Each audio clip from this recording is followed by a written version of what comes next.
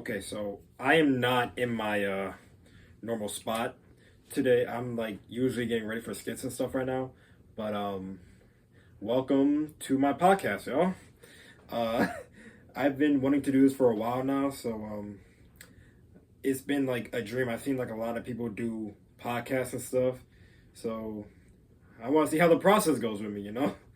Uh Hopefully in the long run our podcast can hopefully be a great podcast. So today I'm going to talk about the upcoming NBA season, the 2024-2025 NBA season. It is coming up in I believe like 2 more months in October, and I cannot wait. Like literally like this year in 2024 it was a really great year for a lot of teams. There's been a couple upsets. Also, my New York Knicks got upset. It's all good. But today I'm gonna predict the 2024-2025 NBA standings and see where everyone's at and my opinion on who's gonna do great. So let's roll into the podcast, y'all.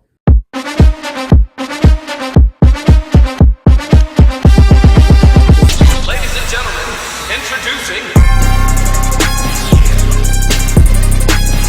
So we're gonna start with the Eastern Conference first. So we're gonna work our way up. So we're gonna start from at the bottom from 15, and then we're gonna start going our way up, and we're gonna get to our number one spot. So for the Eastern Conference, at number 15, we got the Detroit Pistons because I can't really have trust in them like that anymore. I'm sorry. Look, and if you're a Pistons fan, I'm just sorry because they could draft the best player and they're still not move out of the 15th spot. They do this every single year. So I don't know how much they're going to change. They should change a lot though, I can't lie. Because they have Kay Cunningham, they have Asar Thompson, they have Jaden Ivey, they have, well, Isaiah Stewart's in trouble a little bit, I can't front. But they got some pretty decent guys, but they have to figure out how to work. They got to work better together as a team. I can't lie. Because Kay Cunningham, he's doing most of the work. Kay Cunningham you can't lie that he's a great player. But the team in general that he's on is not a good team that, like, he can't really, like, do much on a team that can't work together that great. Like, they went winless back in November. They won no games in November, and that was absolutely ridiculous. And that's horrible hoops to watch from a team that won like 5 games or like 8 games midway into the season. So that's ridiculous. So that's why I have the Detroit Pistons at number 15. Number 14, the Charlotte Hornets. At this point, it's got to be health for the team because their star player, who's supposed to be a star player, and he was an all-star back then, but he cannot stay healthy. He's a delinquent. He's getting in trouble. So that on your team, you need to figure out like how are you gonna do this? The Charlotte Hornets don't. Let's be real. They're a great team. I could see them becoming a great team in the future. I can't lie. But with the injuries and with all the trouble that's been going on, especially with LaMelo Ball, who's been getting a hectic amount of trouble this year already. Like, he has to start focusing more on the game than what he's doing off the court. Like, he was an all-star. Now he can't get back to that all-star level because he's always in trouble or he's always hurt. There's 2 reasons why he can't get back to that all-star level. And that's what I got to say with the Hornets. They can't stay healthy, and they're just not that great of a team, especially when you have a star player who can't be a star player, and then Miles Bridges doesn't play the same like he does, and you don't have like that type of team chemistry from those 2 guys anymore. Like, what were they doing like a couple years ago? Dunks, alley-oops to each other back when they were both healthy. They can't stay healthy on the court, and I don't know if they could stay healthy throughout the season. If they could stay healthy this season, they could move up in the standings. But I don't really see that, especially with everything that's been going on with LaMelo Ball. So that's why I had the Charlotte Hornets at 14. Number 13, the Brooklyn Nets. Now, they just lost one of their probably pretty great role players, or he could end up being a star with my New York Knicks. Hey, but they lost Mikal Bridges. That wasn't really a great look for them. Now, their roster, you got like Ben Simmons and I believe Cameron Thomas. I don't know if that's going to be good enough to win a championship at all. They're not even going to make it to the playoffs, I don't think, this year. Because they lost probably one of their best players. Ben Simmons he's not, Ben Simmons he has trouble. He has problems. But he could get better. I can see him get better at the Brooklyn Nets. But I don't think he could turn the whole franchise around on his back. So that's why I have the Brooklyn Nets at 13. Number 12, the Washington Wizards. Now, I know they had the first pick in the, actually, not the first pick, the second pick in the NBA draft, excuse me. A pretty great player. I can't front. But is that going to be enough to, build a championship? I don't really know. You already have Jordan Poole, but could he play better than he did last year? You need that team chemistry with him and Jordan Poole. So that's pretty much like with the Wizards. They weren't that great this year, but with their draft pick, they could potentially become a better player. So I feel like that's kind of what the Wizards kind of need. But can they get out of that spot?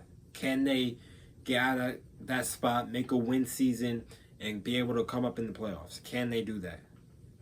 We're going to have to see. But for right now, the Washington Wizards are at 12. Number 11, the Toronto Raptors. Now, they have a pretty good team. I can't lie. You got RJ, who's been playing okay. Emmanuel Quickly's been playing okay. And but I don't really think that they already traded a lot of their players, so I don't really know.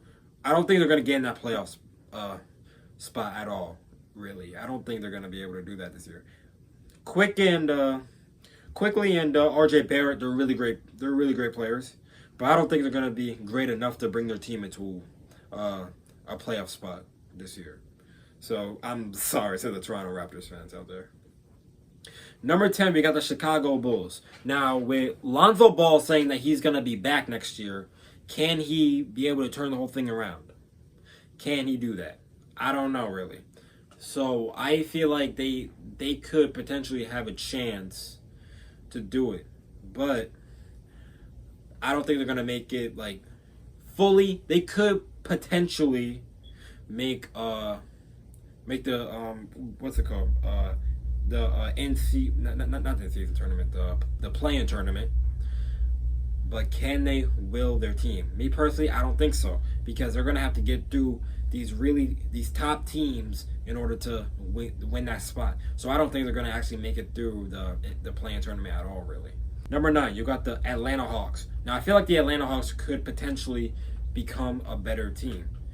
Now they were stacking mid on mid the last couple years, but could Trae Young and Clint Capella, could they lead their team to a playoff spot? I think they can, but not a really huge, like, making it far in the season. They could do pretty decent in the season because they're not like the team they were in 2021. Now, after stacking mid on mid, it wasn't really working. So that's why I have them at number 9. I don't think really they could really make it in through the play-in tournament because I don't think they're gonna have enough power to beat all these teams, because we're gonna have a lot of super teams this year basically. At number 8, we got the Miami Heat. Now the Miami Heat, they're like good and also bad. So the reason why I'm saying this is because, like, they could potentially be a bad team in the season and then go on a run in the playoffs, and they could make it to the NBA Finals. Now, the Miami Heat, you have Jimmy Butler. I really think Jimmy Butler could potentially turn the whole thing around, but I don't really. Now, you got to realize that they got rid of a lot of their players. So you gotta expect Jimmy Butler to do a lot of the work. You got Jimmy Butler, Terry Rozier, who I don't know where he's at because of the injuries and stuff that he had before. Now he's a very underrated player, Terry Rozier. I love Terry Rozier, but you need to lead your team to like far in the playoffs. You need to lead your team far in the playoffs. They didn't do that. They got eliminated by Boston in the first round. They couldn't stand Boston basically. So I don't really think they could. They could clinch the playoff spot though. They could potentially clinch the playoff spot, but probably most likely get eliminated in the first round. So that's why I'm putting them at 8. Number 7, the Indiana Pacers. They got some like fixing up to do. Like now, I understand they made it far in the playoffs, but you got to realize they only made it far because of the injuries. The Milwaukee Bucks, they had Giannis, Dame, Middleton, and they couldn't win a championship. They were facing a team that was healthy in the Eastern Conference Finals. When you faced the Milwaukee Bucks, they had injuries with Giannis, Dame, and Middleton. If they didn't have those injuries, they would have got knocked out in the first round. Then when they played the New York Knicks in the second round, they were also dealing with injuries. Mitchell Robinson, ankle injury. Josh Hart, I believe he had an abdominal strain. Brunson broke his hand. You got OG Anunoby. Julius Randle was out for the rest of the year. Then that's how they were able to make it past Game 7. Because the Knicks were beating them in a great fashion, but they lost a lot of their players due to injury. Bogdanovich too. I didn't forget about you. Bogdanovich too. He was out for the rest of the playoffs. So you can't. They gotta realize that you're gonna have to get ready to face these full healthy teams. If these teams are healthy, then they could potentially knock you out of the playoffs. Because that's how Boston knocked them out the playoffs. They were fully healthy and they couldn't win one game. They couldn't win one game against them because they were healthy. That was like basically giving candy to a baby the first 2 rounds. But once you get into the Eastern Conference Finals and start to face this fully healthy team, you stand no chance. You got swept. So you need to get ready for that type of beating. What would have happened if Giannis wasn't hurt? If Dame wasn't hurt? If Middleton wasn't hurt? What would have happened? You would have got knocked out in the first round probably. If Brunson wasn't injured, if Hart wasn't injured, if Anunoby wasn't injured, if all those guys, Bogdanovich, if they weren't injured, would you have made it to the conference finals? No, because you're not. Last year, I believe they were the 6th spot last year. The Knicks and Bucks were not healthy. They were not healthy teams. So my whole thing is, if they want to like get better, then they're gonna have to make it past those full healthy teams. That's all I gotta say for Indiana, though. Number 6, the Orlando Magic. Now I've seen the Orlando Magic. They're actually probably the most underrated NBA team in our conference because they have Paolo Banchero. They have the other guy. I'm like forgetting it. What's his name? Cole Anthony. Yes, Cole Anthony. Now they're great team. They got knocked out by I believe Cleveland in the first or second round, but that not bad though. They're building up in their franchise. That's why I'm having them far up in the conference list because they could potentially be one of the best teams. Not yet, really, but I feel like if they keep on improving, then they're going to be a real great team. But for right now, I think the number 6 spot is probably, in my opinion, where they're going to be next year. If they could turn it all around, I'll be surprised if they make it past the 6th spot, maybe like 3rd spot. But I don't really, in my opinion, I don't think so.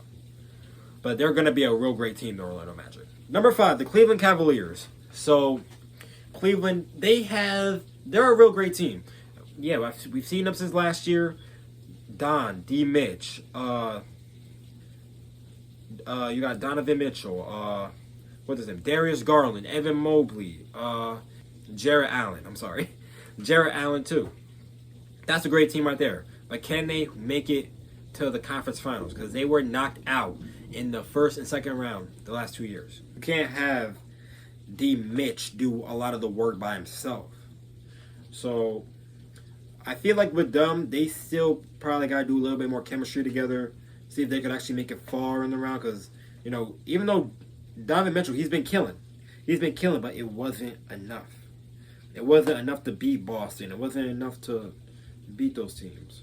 So, if they could focus on their team chemistry like a lot better and figure it out, they'll definitely make it far in the playoffs. Number 4, the Milwaukee Bucks. Now, the Bucks, we know Giannis, Dame, amazing, okay? But last year, they were having a little bit of trouble coordinating, like, with each other a little bit.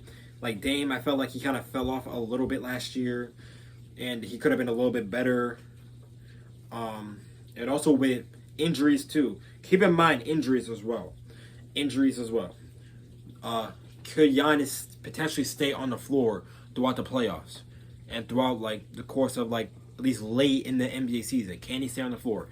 Can Middleton stay on the floor? That's also a good question because Middleton has been dealing with injuries a lot as well. So, and it's been like a problem for the team because Middleton is one of their best shooters. So, you could trust him on the perimeter. You could trust him. He's a great player, but injuries have been falling with them. So that's why I put them at number 4. They could get it together, though. I can't lie.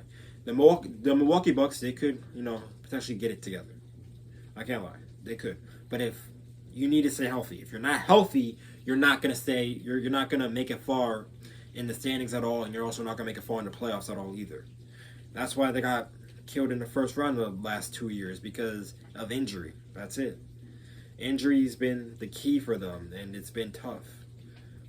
So, number 3, my New York Knicks. Now, the New York Knicks have Mikal Bridges. They have Jalen Brunson. They got Josh Hart, Dante DiVincenzo, Julius Randle, OG Anunoby, Mitchell Robinson. That's going to be a real great team, in my opinion. But the Knicks have to also focus on their defense and last minute things in games. Because if you didn't see in the season, the Knicks had a lot of like I would say like dog fights basically in the like last minute of the game. Like they always either potentially fold last minute or like it doesn't close every single game. And like it's like the NCAA tournament. It's close at the end every time. So the Knicks got to get that together. They got to become a better fourth quarter team. Like they have a great defensive strategy, which is great. Their defense is amazing. The ball movement is getting better. You don't have Brunson. Brunson's been killing. He's been getting 40, but they also must stay healthy because the reason y'all lost to Indiana, obviously because of the injuries. Like if they had Julius Randle, if they had Mitchell Robinson, they would have been able to contain a lot of these guys, a lot of the Indiana Pacers players in the paint, but they couldn't do that because they didn't have them. Isaiah Hartenstein, who I believe might be going to OKC, or I think he might be staying. But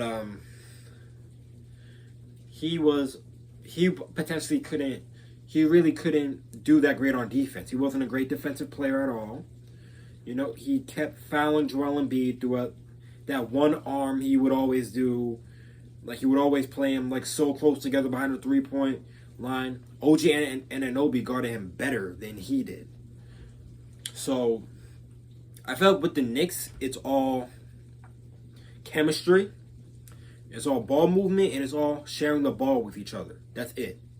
Because you can't really have Jalen Brunson or, like, do all the work. He was doing all the work this year because Randall wasn't beside him, and like they didn't have a great offensive strategy. That was just really pretty much get the ball to Brunson and just get out the way, basically, and then use everyone else as role players. That's not a good idea. You got to get everyone else involved. You can't be a one-man team. And now it's been impressive. It's impressive what he does for his team. He scores 40 a night. It's impressive, but you need to be geared towards more team success. And it's great that he was an all-star this year. He's going to get his buckets. But at the same time, you need to focus more on team success. It's not a one-man team. That's basically the end of the story for the New York Knicks. really share the ball with each other. They all played in college together. They should know how to share the ball with each other and all that. So the chemistry for the New York Knicks is going to be amazing. That's why I have them at number 3. Number 2, the Philadelphia 76ers. Now, I feel like they're definitely going to be a very, very hard team to beat in the East because they just acquired Paul George. And that's going to be a very, very, very tough team. Maxey, Embiid, Paul George, Kyle Lowry. They could be a real great team. As long as, again, you must stay healthy. Joel Embiid has the injury problem, so someone's going to need to fill that spot with him. So I feel like Paul George can do just that. But he's also he's getting older and older, Paul George. But I feel like he could be able to do that. In case if Embiid goes down, he could potentially take his spot and cook for the whole team. Because they weren't a bad team this year. They were a great team this year. But with Embiid, also he was also having problems too. And also he couldn't get past the Knicks defense. And with the flopping that he does, along with Kyle Lowry, with the flopping that he does, it's crazy because he always wants to foul. But at the end of the day, you got to go up strong. That's it. You got to go up strong. You got to stop flopping and flopping. You got to, that's a real bad example for the team. That's something that Kyle Lowry teaches the team, I feel like, in my opinion. But at all costs, they're going to be a real great team. But they must stay healthy on the court. They must stay healthy. And at the number 1 spot, at the top of the Eastern Conference, is going to be the Boston Celtics. I feel like the Celtics are going to be a real great team. They're going to be really, really, really, really tough to get through, probably. Because they have because their center is amazing. Jason Tatum is going to get his buckets. Jaylen Brown is going to get his buckets. Jrue Holiday is going to play defense. It's going to be crazy. So I feel like the Boston Celtics has that package. So I feel like potentially they could win back-to-back. But it's going to be tough with especially with Philly and New York. And potentially the Milwaukee Bucks making it through them. Can they do it? I think they can. So that's why I have them at number 1. Okay, now let's get on to the Western Conference. At number 15, we have the Utah Jazz. So, with the Jazz, really, I don't really see them potentially becoming a really big team this year at all. And they're actually already discussing trades with Walker Kessler to the Knicks. So, I don't know. That potentially could happen. I hope it does. But, hey, if you lose Kessler, then what are you going to have left? Lauri Markkanen, I don't know if he's going to be there for that long. That's the problem. Jordan Clarkson, I don't really think he's going to turn the team around really all by himself. That's why I don't really see the Utah Jazz as a really big team this year. So, the Utah Jazz, that's at number 15. Coming at number 14, we have the Portland Trail Blazers. Now, Scoot Henderson and Shannon Sharp, that's a real great start. But they weren't. This season, I don't really think they're going to be that big this season at all. Because of the full teams they're going to have to face. And last year, when they were on the team together last year, they didn't have a great record at all. So I don't really think they could turn it around and probably get out of that 15, but that's probably not going to be a big turnaround at all. So number 14, we got the Portland Trail Blazers. All right, number 13, this is going to make me upset too. The Golden State Warriors. Look, I'm sorry, but with everything that's been going on with Golden State, with Klay Thompson leaving, Jordan Poole also leaving, even though he left last year, Golden State's starting to fall apart. They're starting to fall apart. So I really don't think they're going to be that great this year at all. With Steph, it's only Steph, Draymond. That's it. Of course, Steph Curry, he could still get his buckets. He still has a lot of time left, actually. But he doesn't have that kind of star player next to him. Even though Klay wasn't a star for years. I understand that. He wasn't a star for years. But you think Draymond's also going to become a star? He has to stay out of trouble. Draymond Green has to stay out of trouble. If he doesn't stay out of trouble, then the team's going to lead to his downfall. Because Steph Curry's already by himself. So who do you think is going to really be his next all-star? Klay Thompson's gone. Poole is gone. Who's going to be his next all-star? Will Draymond Green become his all-star? I don't really think he really can because because like he's been very like a little detrimental to the team as far as like him being a delinquent and like also getting into a lot of trouble. So at number 13 we got Golden State. I really hate saying that because Golden State was a great team for many years. But at number 13, we have the Golden State Warriors. All right, at number 12, we got the Houston Rockets. So the Houston Rockets, they have a lot of guys. Amen Thompson, I believe. Yeah, Amen Thompson. You got Dylan Brooks, Steven Adams. They have Cam Whitmore also in that mix. They got to put it together. So as of now, especially seeing them last season, I didn't really see them put it together like that at all. So I feel like for them, it's all about their team chemistry and them putting the whole team together. Because I could see them becoming a great team in the future, but not as of right now, actually. Because you have Dylan Brooks, who could also potentially get into trouble if he's not healthy, or if he decides to be a delinquent. And also Cam Whitmore, great player. He's a real great player. Even though he went far in the draft last year, I feel like Cam Whitmore, he's going to be the type of guy to also turn it around a little bit. If he could stay healthy. That's also the thing. Stay healthy. That's the key point. Stay healthy. But that team's going to be a pretty good team, but they're going to still probably need to put it together. So at number 12, we got the Houston Rockets. Okay, so at number 11, we got the San Antonio Spurs. Now, of course, Victor Wembanyama, he's going to get his buckets like he did last year. So I feel like this year he's going to be a lot better than he was before. But remind you, he has a very old point guard, a very wise point guard. Can he be wise enough like to give him the ball down low? Chris Paul. Because Chris Paul he's not like he was a few years ago. He's not all 17 out of 17 from field goal percentage in a playoff game and scoring like 40 in NBA Finals. He's not like that no more. He's getting older. So Chris Paul is going to probably take that opportunity to become more of a passing point guard than he was before, which is probably going to be great for the team. Then they acquired Stephon Castle out of UConn. I've seen him play at UConn. He's a great player. So his rookie season, let's see how good he could do his rookie season. I feel like if he could play like that in the championship of the NCAA, he could play that and apply that here in the NBA. But can he be like the next All-Star next to Victor Wembanyama? And we'll see this season. But I feel like Stephon Castle, Victor Wembanyama, and Chris Paul, and Jeremy Sochan, that's a real great start. That's a real great start for a team. But they're still going to need to put it together. So number 11, we got the San Antonio Spurs. Okay, so at number 10, we got the New Orleans Pelicans. The Pelicans, they have Brandon Ingram, Zion Williamson, and DeJounte Murray. Great start. But Zion, with the injuries that he's had in the past before, will they apply to him this season? Because even though last year, he wasn't really injured a lot, and he was able to play through some of the playoffs. And he was. But I feel like this isn't going to be enough for the Pelicans to make it far at all.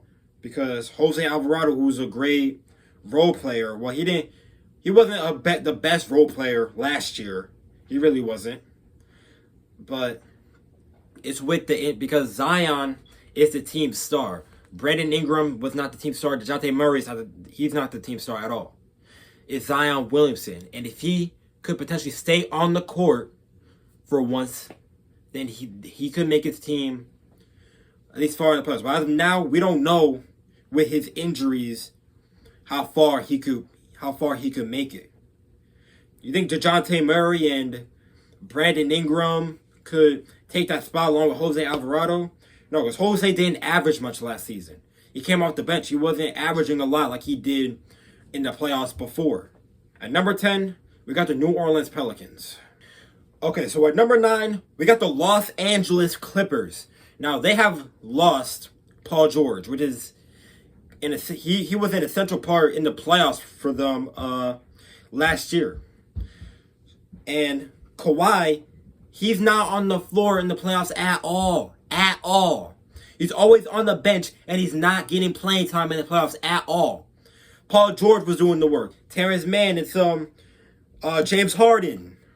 He's a great player, but James Harden, I don't think he's going to lead that team all by himself. Because if Kawhi Leonard is not healthy, he's not going to make the Clippers far in the playoffs at all.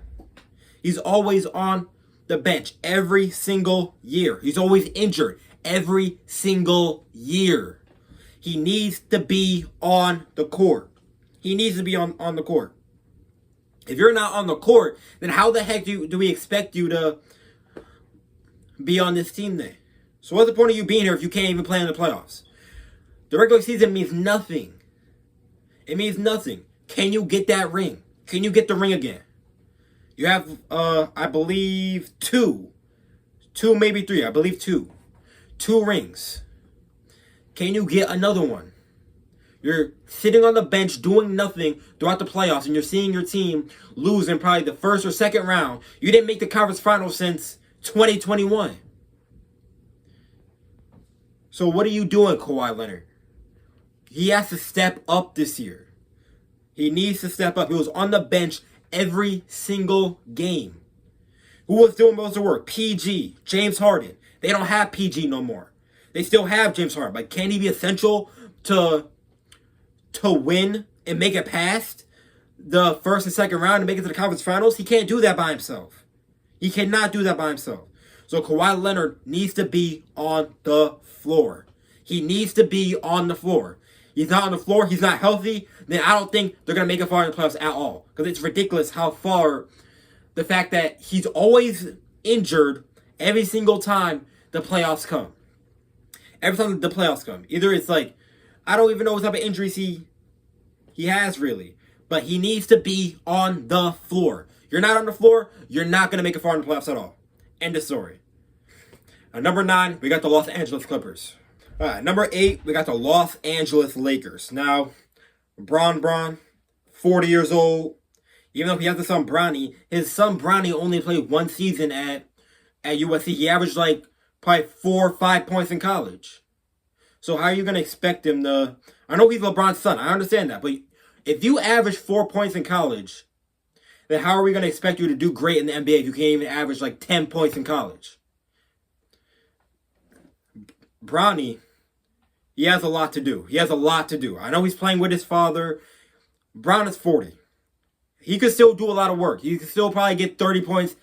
I'm not going to hold that down. I feel like LeBron could still get his like 20, 30 points a game. But Bronny, he needs to work hard if he wants to make it further in the standings.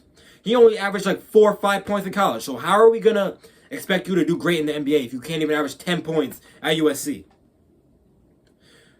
I felt like, in my opinion, was a rush in the process. I felt like he was rushing the process a little bit. Just to go play with his dad. But how much damage can he do? How much damage can he really do?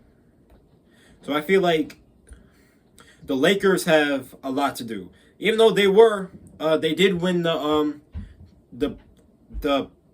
in-season tournament. They won that. That's a great, because AD was doing this thing, Brown was doing this thing. They could potentially win it again. I can't lie. Because AD, he's gonna, if he's healthy and score 30 a night, the Lakers will be great. But with Brown getting old, he might sustain some injuries. Bronny, I don't know how far he could really do it. He might not even be a starter. He could be a starter, but most likely he's going to be on the bench and see if he can go in. But at number 8, we got the Los Angeles Lakers. I'm still not holding down LeBron James. I'm still not holding him down. He's still going to get his buckets. He's still going to get 20, maybe 30 a night, I feel like. Even at age 40. It sounds crazy, but I feel like he will. But I don't think they're going to make it far in the playoffs at all. So at number 8, we got the Los Angeles Lakers.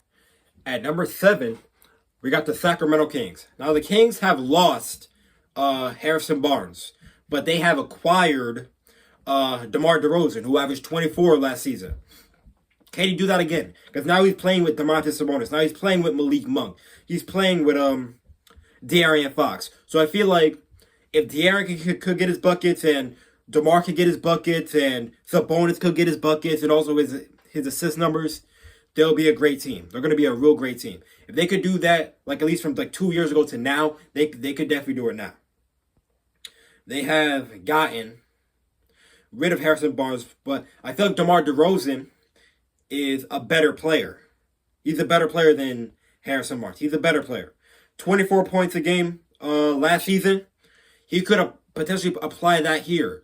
If you could stay focused, stay healthy, you're gonna make it far in the playoffs. But for right now, they still got to put it together, and I'm gonna put them at a number 7. Number 6, the Memphis Grizzlies. I feel like the Grizzlies, they're gonna have John Morant back. They have Zach Edey in there in the paint.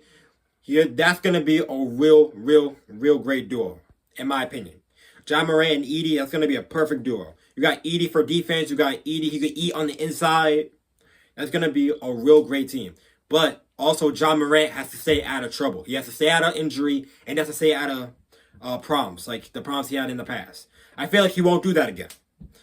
But he did call out the last season because he was injured. He had surgery. He was out for the whole year. So if he could stay healthy and stay out of trouble, the Grizzlies are going to be a great team. You got Edey and Morant, Jaren Jackson Jr., Marcus Smart. I'm gonna see.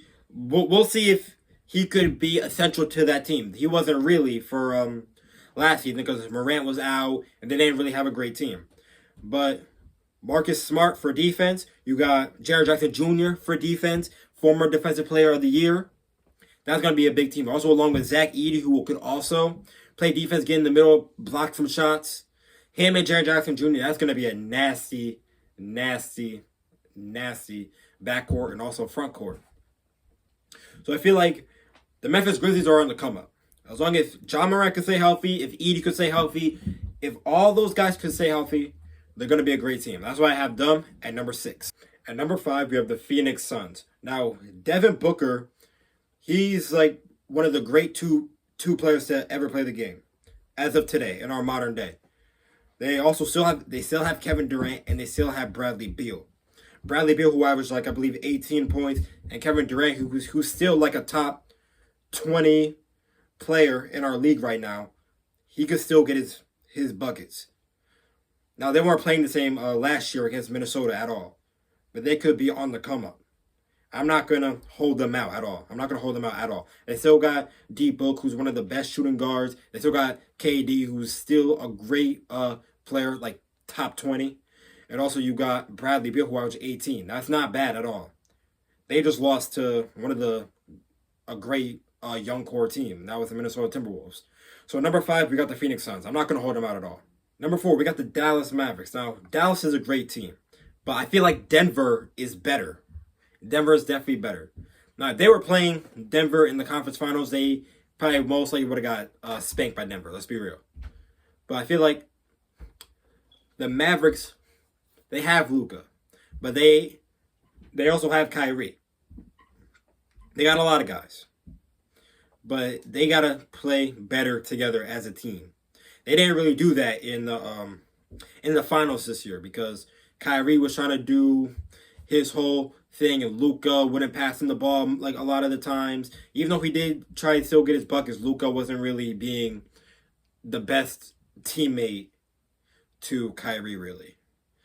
Because he wanted the ball in his hand. He wanted the type of guy to be like, hey, I want to be the hero. But really, it's all about team success.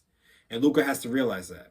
Kyrie wasn't playing the same in the finals, but I feel like he could still he could still get his buckets next year. He could definitely still get his buckets next year. But they got to work together better as a team. That's why I have them over I have the Denver Nuggets over the Dallas Mavericks. So at number 4, we got the Dallas Mavericks. Number 3, the Denver Nuggets. Now, they didn't really have any injuries this year, and I still feel like Denver could still come back and be a great team. Jamal Murray's amazing.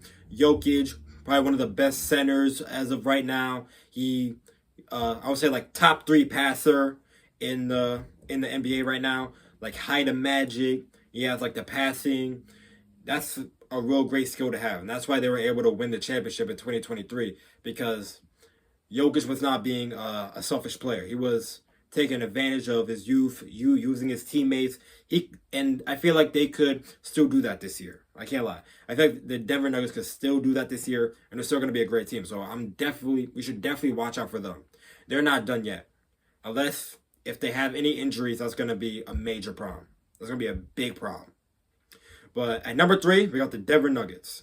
Now, the 2 spot and the number 1 spot was a very hard decision on my end, because these are 2 really great teams, and going into next year, I feel like they're going to be really good. And it's going to be hard to choose from between both of them.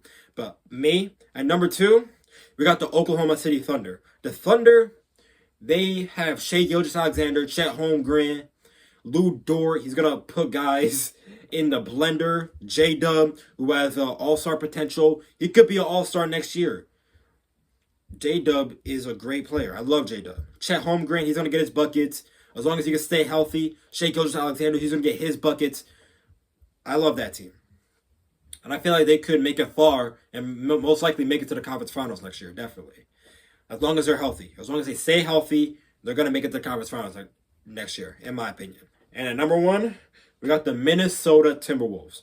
Rob Dillingham and Anthony Edwards, that's a real good start. You got Cat at the down low. You got Rudy Gobert for defense. That's going to be a real great it's going to be a real great team, because I like the fact they were able to pull off a trade from I believe from the San Antonio Spurs and get Rob Dillingham.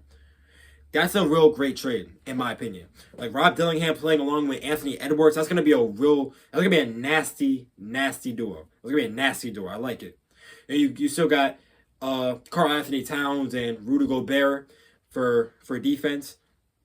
But also, Rudy Gobert has to, I know he was Defensive Player of the Year, but he has to definitely get it together with all the blocks and stuff, because he needs to show everybody, is he deserving of Defensive Player of the Year like 3, almost 4 times in a row. He could get that and like be Defensive Player of the Year again.